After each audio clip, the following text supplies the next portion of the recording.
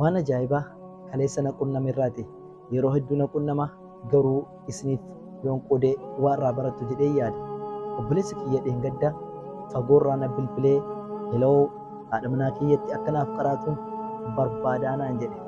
Anis tole jedhee eeyyamamaa ta'e. Innis kiiloomeetirii hedduu deemee kaleessa dhufee mana gaafa ga'e na bilbilee kottu mana gaheeraa naan jedhe. Anis nin deeme rakkoon isaa inni na waameef haadha manaa kiyya na duraa dhukkuba waan taateef akka itti naa qaraatuufi naan jedhe. Anis tole jedhee gaaf achi gahee jedhe rakkoo ishee gaafan gaafadhu ni dhukkubaanii bultii keenya keessatti illee rakkootu jira naan jedhe. Mee obboleettii kiyyaa ati hoo maal si dhukkubaa bultii keessattoo rakkinni akkamiin uumama jennaan lakki xiqqoo hin dhaara naaf hin dhobsu na rukutalee jettee dubbannaan anis gara quraanaatti soon seeniin dura ekspiriyaansii yookaan immoo khibraan qaburraa isaaniif qooduu fedhe. Innis atis abbaa manummaa isaan dhorkatiin atis immoo kabaja dubartii mana keessatti hin dhorkatiinitii waliif obsaa kun khibraanuun bultiirraa qabnuu jedheen itti hime.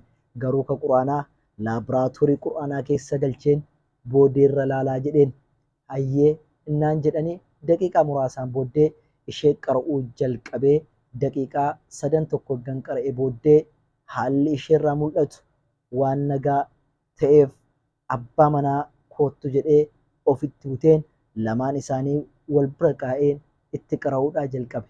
Innis daqiiqaa 2 booddee kufee gaggabee gangalachuu jalqabe. Silaa isheen akka jettetti hamma arfaa kanatti malee san booddee jireenya isa waliin nin dhaabaa ture naan jette. Haa ta'utii garuu ergan itti qaree booddee akka sihiriitti dalagamee fi akka isheen aarsitee inni immoo dhahicha dhahee isheenis bultii kana jibbitee sarraa adda baatu ture. Asirraatii waa lama akkanaa hubattan barbaada. Inni guddaan bultii keessan keessatti jalqaba jaalala osoo waliin qabdanii yeroodhaan booddeetti lollii fi rabshaan garaagaraa yoo mana keessa dhufe rakkina wayitu jira jechuudha. Osoo addan bayinii fi gara murteetti osoo hin deemiin quraanaan of yaalaatii ilaala. Kabiraatii namni ani nagaadha jedhee nama biraa yaalsisuuf yeroo deemu ofiisaa dhukkubsataa ta'ee ni argama jechuudha.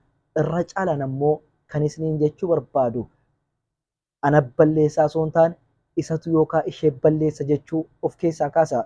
Maaliif jennaan akkuma argine inni isheetu rakkina qaba jechaa ture garuu rakkina kan qabu isa ta'ee argame waan taateef Rabbiin subhaanahu wa ta'ala yaa ayyuhan naasu qad jaa'atkum maw'izatun min rabbikum wa shifaa'un limaa fi suduur wa hudan wa rahmatun lil mu'miniin.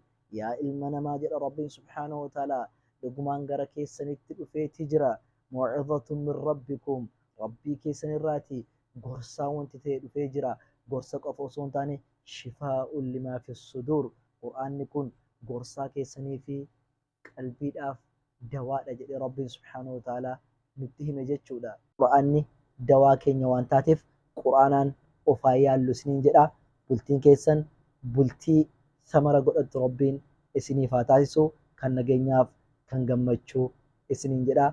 Wassalaamu alaikum wa rahmatullahi wa barakaatuhu. irra namni na jaalatu addunyaa tana keessa warra osoo nan arginnatti amane jedha rasuuli rabbii sallallahu alaihi wasallam.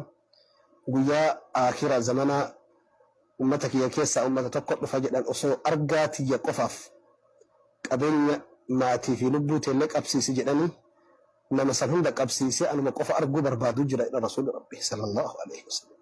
Wallaahi wa billaahi keessaa tokko ana osoo waan qabdu guutuu qabsiisi سكندي بتك نبي محمد إجا كيس لالتنان جدني نمي قبسي تكفانا وصدق رسول الله صلى الله عليه وسلم. رسول ربي وقال دبتن واللسان دبتن تأجر جهرة تأجر كونه بركة كان جراك إن كانت تأجر وندي كيس أكا كستات النبينا رسول ربي نمي جالته إيمانك إيمان في كيس ساقبا هنجا في اليوم الشاتل هنجا في اليوم دقون قرني نما ربي تأمني نما رسول ربي تأمني كفي كفي كفي هن كفو نمني توحيد قبو هنگا فدي وان فدي قباتي وان فدي دلقي نمني توحيدا قبل نموني مكفا نمني لا إله إلا الله لا قائسي وجه هنگوتين isii garagadhu gee faaya isii gubbarraan qaama gubbatti dhuffatin هم فعي هذا لقي دنيا تنرت من كفا دنيا قبت ربي قالت سعند بيها واني قاريد لقي آخرت من جره وقدمنا إلى ما عملوا من عمل